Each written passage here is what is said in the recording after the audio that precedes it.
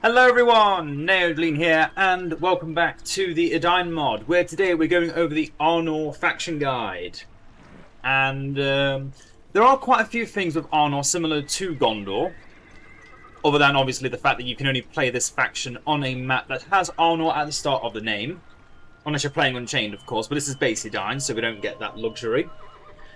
But I've always loved Arnor for how, even though it is basically a sub-faction of Gondor, they still actually have enough differences to make the faction enjoyable and make you want to play the faction over other choices like Gondor or Belfalas, just by picking an Arnor map. And to be fair, a lot of the Arnor maps are very like whitewashed because they're like in the frozen wastes of Angmar.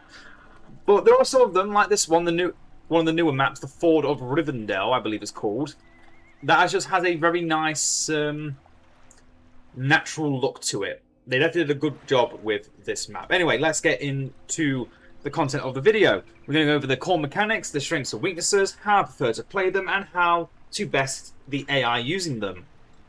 So starting with the mechanics is, well, for one, elf allies. You have the elves of Lindon, led by Círdan, and the Wind Riders of Glorfindel, along with, obviously, Glorfindel from the Imladris outpost, and the Linden settlement is what gives you your archers. So these are exactly the same in their use as they are with Imladris, except that their abilities are unlocked by leveling them up instead of getting the military studies. And the Wind Riders, again, also just needs to be leveled up. But I don't like to talk about this unit because, unfortunately, I do think they are a bit too weak for what they are meant to be. A heroic cavalry unit that doesn't really like to charge. They like to just sit there and strike because they have one of the fastest attack speeds in the game. But honestly, they just don't do it for me. I never been able to understand why. But yeah, these elf allies do exist instead of the fiefdom system of both Gondor and Belfalas. You also have unique rangers in that they can choose between Faithfuls of Arnor. If you let Arnor go down the ranger path at level 7, the Chieftain of the Dunedain, or if you just get Karkin to level 5, you can then get the Barrow Guards to then get Unexpected Salvo, so they become regular Dunedain Rangers. On top of, well, not Dunedain Rangers, regular like Ithilien Rangers. But they do get some higher armor, melee defense, resistance against fear, and the Unexpected Salvo, where with the Faithful of Arnor, they get more vision, attack range, and permanently stealth, while getting the Harassing Fire ability, which is arrow volley, basically, on a unit, which is what the Ithilien Rangers used to have back in BFME 2 Vanilla. You also, like Gondor, have a very heavy emphasis on infantry. Your infantry is your backbone of your faction. You've actually got one of the smallest faction rosters in the game, but it doesn't feel that way when you can use these two amazing effects, especially with things like their shield wall and your elite units at the Arnor Court Guard at level 5. Just give more experience to all your other troops. It's not an ability you will get often, but when you do get it, you do feel the difference. And that is and you have this unit instead of your Citadel Guard. So you don't get elite pikemen, you have instead an elite swordman unit. And you do have a version of the not Citadel Guards, the Fountain Court Guards, that unfortunately haven't been given the upgraded powers of the Dol Amroth heroic variant. And obviously the ones we've already talked about with Gondor. They just make a target building invulnerable for 30 seconds, which is what they used to do back before the last update for Gondor, which I think was like 4.6. So a good few years have passed now, and still they've unfortunately not been given much of an update. But as I said, you also do have elves instead of your fiefdom troops. It's less of them, and honestly, as I've already kind of just said, they're not as good, but they do give different ways of playing the faction, ways of playing the game.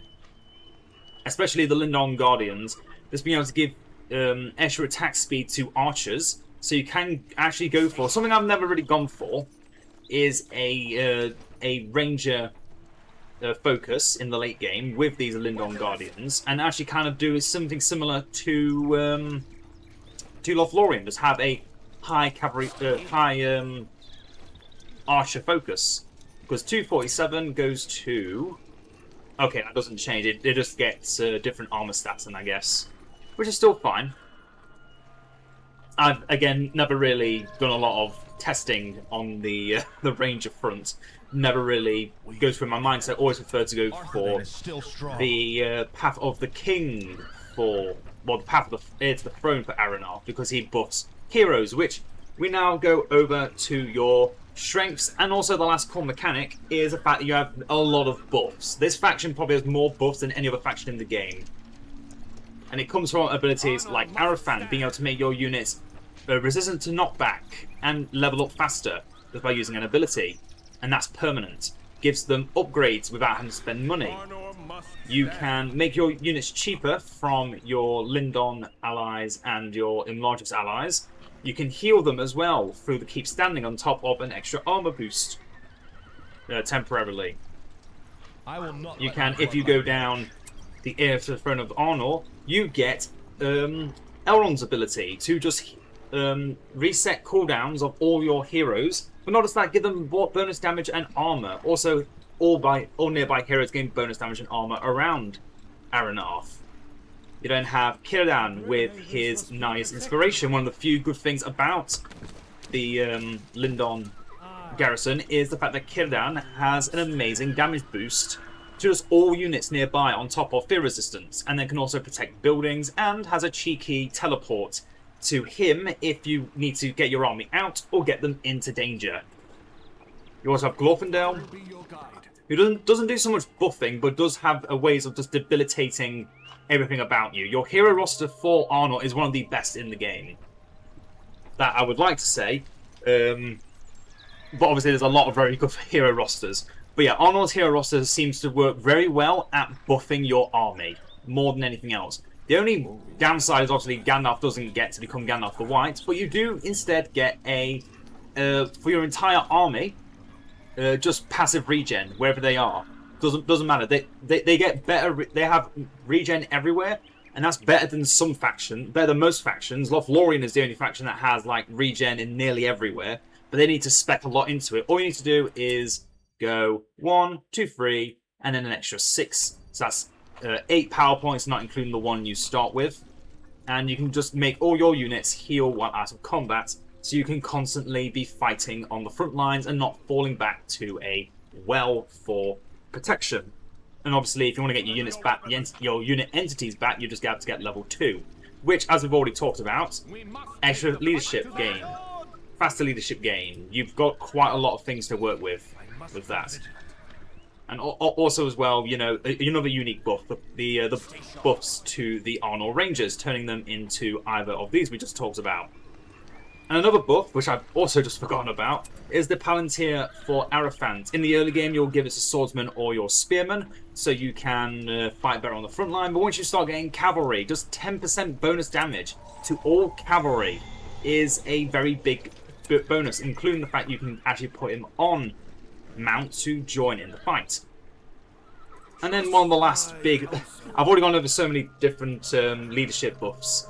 We've also got Malbeth, who now makes it so a hero and all heroes in the vicinity of his target does it earn experience faster, level up those heroes faster, make them stronger, make them better. And you can also debilitate all enemy leaderships on the map. I remember the last time I went over Malbeth, I did read this wrong. I thought it was all leaderships. No, it's just enemy leaderships. Will be ours. So that is basically, again, like a freezing rain effect that Isengard has, and the Witch King has if he goes for the Men of Khand Dûm favour. That's a lot of buffs. That is a lot of buffs, and obviously I'm not even talking about the formations of Arnor for all your units here that can just go into that formation, get even more boosts. Honestly, I think you get more boosts than Gondor can give, but Gondor's are more standardized. They're just basic leaderships. Faramir, Boromir just give bonus damage, bonus armor for everyone nearby them.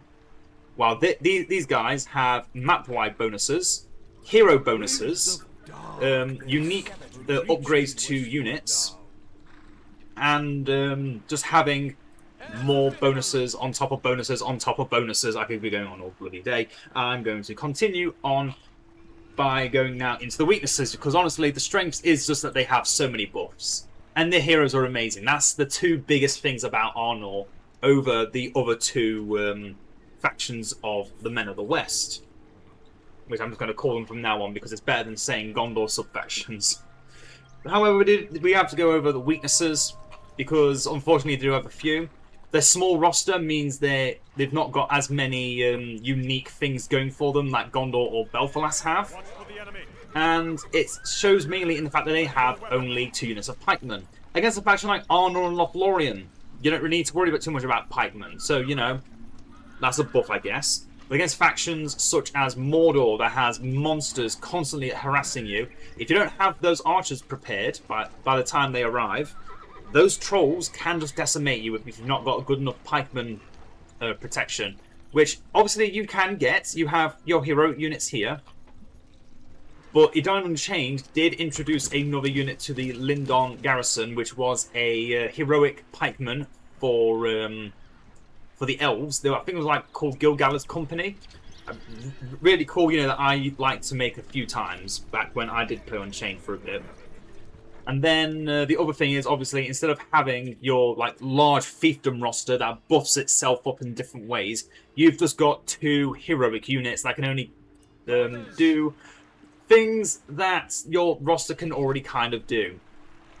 This arch unit is a support unit in basically every single way because all it really knows how to do is fight from range with slightly above average range damage, which can actually become inferior to Ithilien Rangers just with given, well, not Ithilien Rangers, with Rangers given fire arrows. I've got to stop calling them Ithilien Rangers. But yeah, if you just give these Rangers fire arrows and their composite bows, their unexpected salvo and just 1 volley is more than several volleys from these guys. Because unfortunately, as I've talked about before, with low entity archer units, they can overkill, they can hit the wrong targets, and they're only really good against large single entities, which not a lot of factions have. Eagles, sure, that's always a thing, but that's a temporary thing. And if the Eagles were summoned on top of these elves, they would kill the elves before anything else happened. The only good thing is the fact that Círdan can get them back quicker. However, these the Wind Riders of Glorfindel don't have... For me, they just don't have that love. If anyone's able to make these work better than just regular cavalry, do let me know. Please tell me how I'm supposed to use them. I get you're meant to use them to just harass enemy buildings and heroes, but heroes are normally protected by an army, and buildings are often not worth bothering with when you can get a unit that can just get upgrades to do bonus damage to buildings. And they honestly do it better because they also get bonus armor and then bonus damage from this and then bonus damage from this. It kind of just all... and also bonus damage from Arnor. I do think the elves could be given more units to give to Arnor. That's just my opinion. I'm sure one day Arnor will get a slight tweak here and there, just to put them back into form where Belfalas and Gondor currently are. Maybe that's enough of the weaknesses. There's not really much to go over with them. Let's now get into how I prefer to play them, because it is quite different to how I prefer to play Gondor. With Gondor, or Belfalas actually, you would want to get a signal fire to give you a lot of supplementary units, mainly the unit that does chop damage, so you can take out early game oppression. With this faction, you do not have that choice. Instead, you are forced to rely on your base units, because that's all you have. Unless you can get tier 3 Ranger 10s to get Dunedain Rangers, or if you are willing to pay the steep price of your Guardians of Lindon or the Glorfindel Wind Riders, Arnor's a pretty good faction to learn to just turtle up with and go all heroes, because honestly, it works. I've already talked about how many buffs they give. Having those buffs constantly on the field does wonders. Carpia may not have any special ability that gives an extra vision for a large amount of time, like with Pippin, but you do have Malbeth who already does that just by clicking one button. So his ability to place tents to give you vision of an area around that tent is honestly more valuable for this faction anyway compared to other factions. And also him being a ranged hero does mean he can keep out of sticky situations where where other heroes might just run in and die. But your main thing is just getting your heroes up. Arafant and Malbeth should be the main two first because of their buffs. Malbeth constantly attacking, making troops through his, because he's basically Denethor with his bonus attack speed, lower range, or higher range, lower attack speed. Just getting up to level 10, using his economical council on a building that's about to be destroyed to get a lot of money. Works really well, and as I've talked in the past, if you can use this on a ranger tent and then spam out 1 or 2 units of rangers before the council knocks off your ability to recruit anything. You can see that, like, just 2 whole units. It's a lot of money being spent, but it is worth it. Because, yeah, you can see those 2 units, if you have the archery range, if you have that all set up, you can go for your fire arrows, you can get very high damage with these units. And again, with barrow guards, they do have better defense, so they can fight for longer against anything that's not, not cavalry.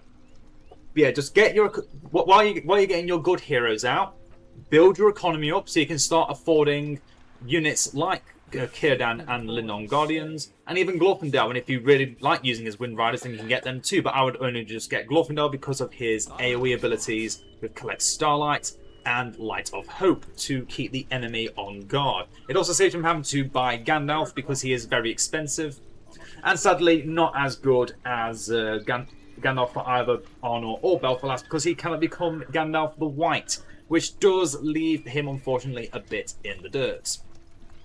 But to be fair, I don't really do much with the ring with Arnor anyway, since both your ring heroes are detrimental overall. But now, anyway, I do hope they do make the ring hero. I just hope they make a lot of good changes for Arnor in the future to not make them feel as samey as Gondor and Belfalas, but do make them more less restricted.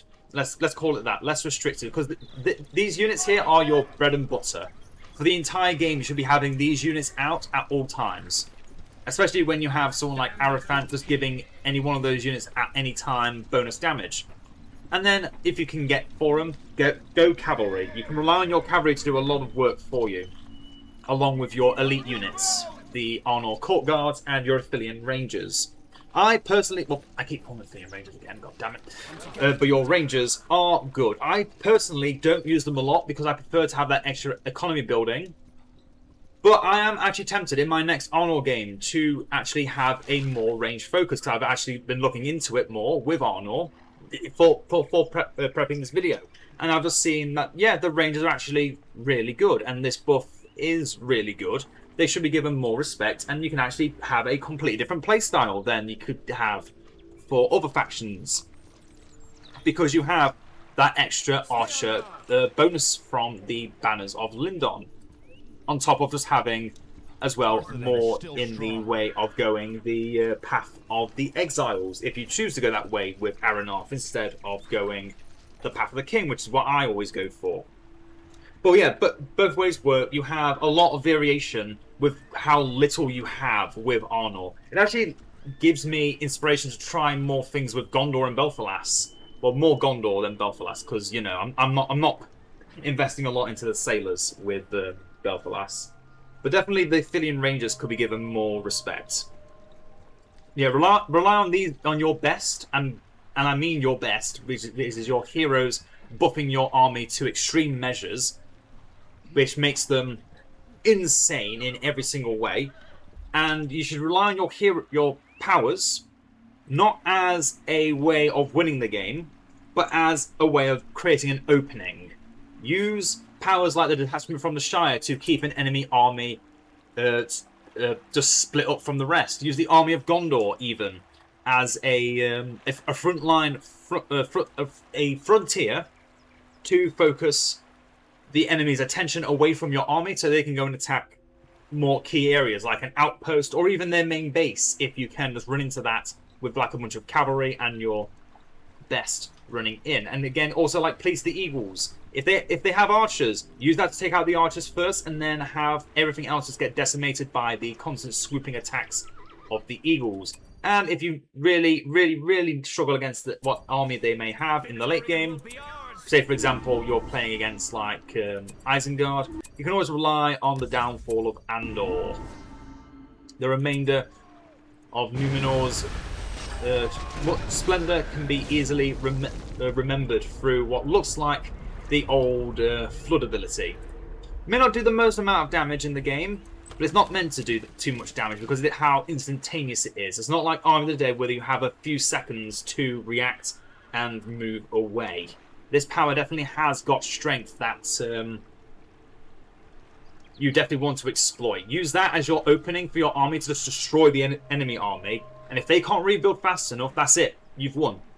These are definitely your openers, not your closers for the game, which I've also made the mistake of in the past. Just throwing my army in while letting my powers just rot away, doing nothing by the time they are needed.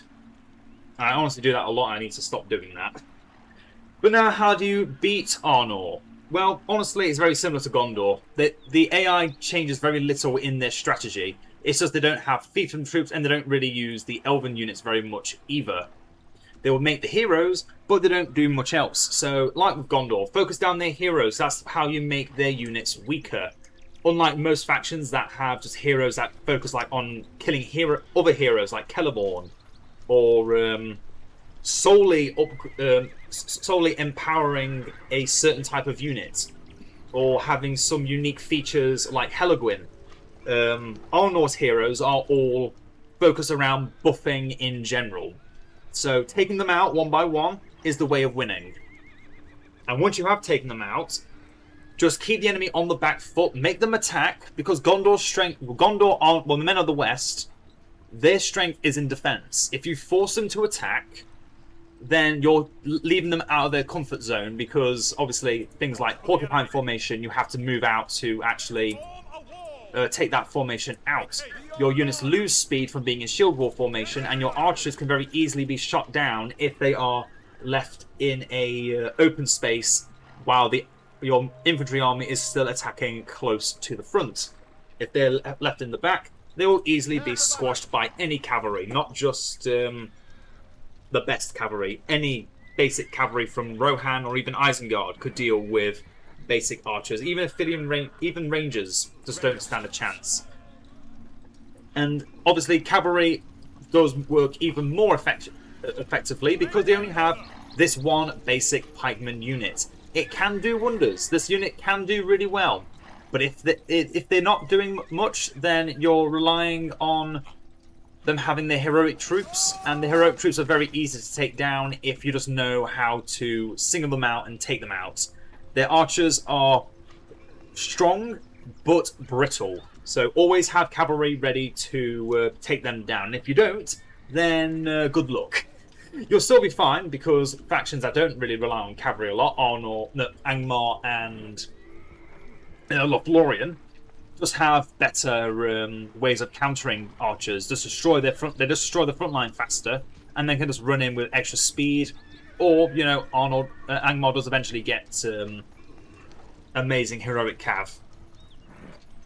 But yeah, by the time these guys come out, their archers will they'll never have a strong archer front line, back line, whatever it's meant to be. A strong archer presence. They will never have a strong archer presence by the later stages of the game, and they can just be easily wiped out. With that in mind, Arnor is probably the easiest out of the three Men of the West factions to take out when played by the AI, because they have less options. Which for some people, for players in particular, less options means you can focus on honing those skills with what you've got and make more use out of them. Whereas Gondor and Belfalas have more options, which can confuse some players that are new to the game. Which I found out there's quite a few new players out there. I'm glad to see more people joining this mod, because there's just so much to offer. And there's still so much more to come. I can guarantee you of that, although I don't know what's to come yet next, other than Dorwinion, which I'm very excited for. I want to show off Dorwinion so much. I waited so long hoping they'd bring out Dorwinion before I did the Iron Hills, or the Dwarves video. But that's a story for another time, and we'll go over that in the future. But yeah, as long as you take your time against this faction and playing as this faction, you'll always just have a good time, because there's nothing too strong about Arnor, but there's nothing too weak about them either. They have strengths, they have weaknesses, some quite obvious, some are hidden in the nuances. But I hope you all enjoyed. I'll see you all for the last faction guide with Belfalas, either tomorrow or whenever I feel like making it. Until then, see ya!